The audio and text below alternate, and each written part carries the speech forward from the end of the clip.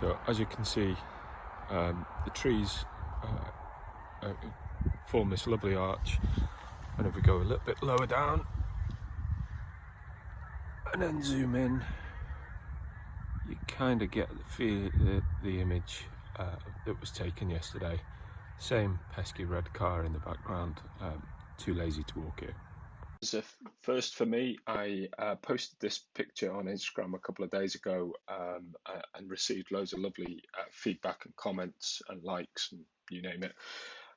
So I put it up to vote to see if anybody would be interested in seeing the location and the process to get to this image, and enough of you were interested for me to make my debut in front of the camera. So I hope this is interesting and informative. I'll try and whiz along as quick as I can.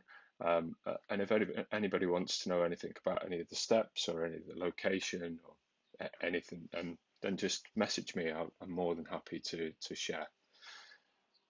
So the original image is this image here. So you can see it started off pretty good. The light shards were absolutely amazing, but you can obviously see a couple of things that needed to be fixed within here. Obviously, the first thing being the fact that I didn't have the lane to myself, unfortunately. It was such a gorgeous morning that there were loads of people walking, so I had to wait for a space when it was quiet.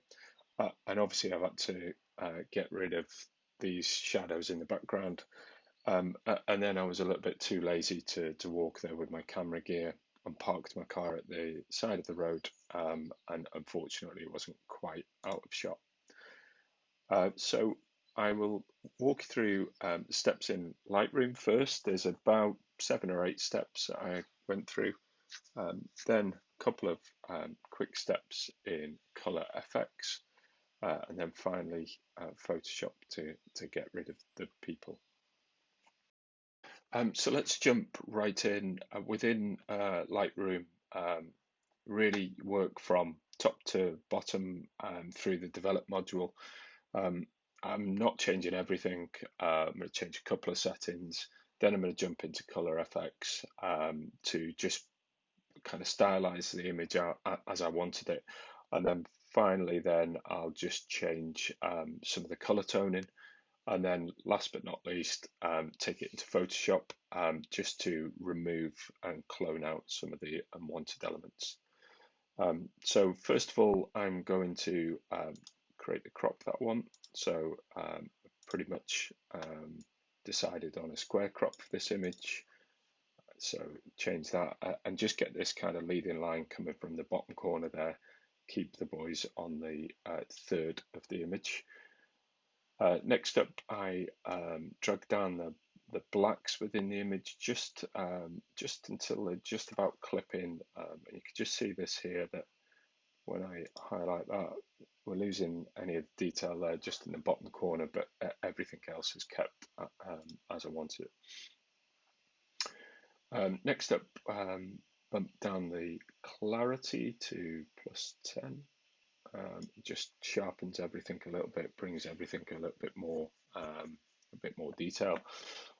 And then dehaze really just to strengthen some of the light rays, and you'll see that you can go a little bit crazy with this. I mean, you could go right up to there and bring up all that detail of the trees, but everything then looks pretty unrealistic.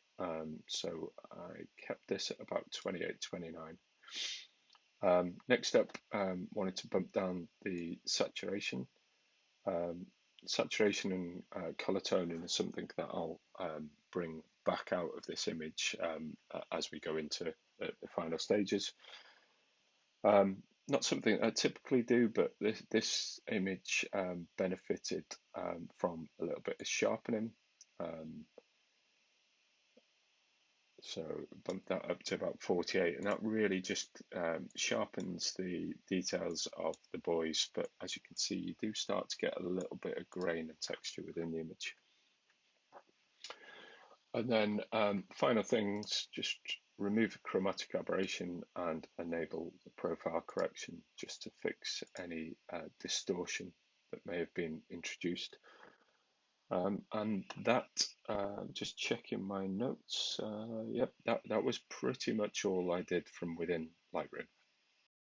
Now to edit this image within Color Effects Pro.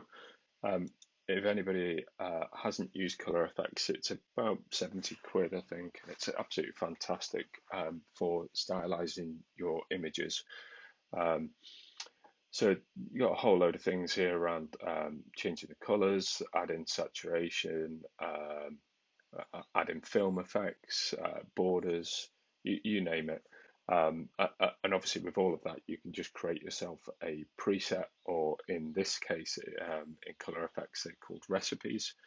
So I'm just going to jump straight to one of the custom recipes that I have. You can see a couple here that I've had a play around.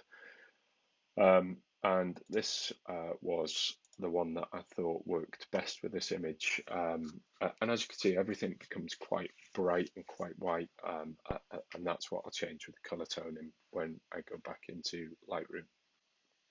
I'll take off the image border for now because I don't actually want to lose the parts of the image here. I want to add to it with the white border.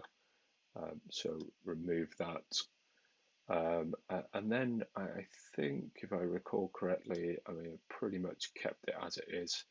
I quite like the darkening up here of the trees, and then keeping the bottom half nice and light. And that's it. Steps to take the image into Photoshop and get rid of the unwanted elements. So first thing to do is create a duplicate layer. That's the layer that we're going to work from. Go to the spot healing brush, so that's this brush here. Choose your brush size, start fairly large, and you can be as careful or as quick as you like with this. If anybody else has any better methods for this, then please let me know. As I said, I'm by no means an expert in Photoshop. And then I just kind of work over these elements of the image until I'm happy that they are removed, but removed in a way that's kind of less obvious. And Photoshop is incredible at doing this. So just move around a little bit. It's a bit obvious there, so put that back, create that shard there, and you kind of get the idea. And there we go. I think that now there's a little bit of a obvious blob there. There we go. I think that is about done. Final step, just to add the white border, which is dead easy. Canvas size, change this to percentage. I always like to add quite a big white border, 20% either way. And there we go. Job is a good one. And that is the finished image. Thank you very much for sticking with me. I hope you enjoyed that. If anybody's interested in seeing any more of these, please let me know. It's taken me about 5,000 takes to do this, and it's the first time I've ever done one of these, but hope you found it interesting and informative.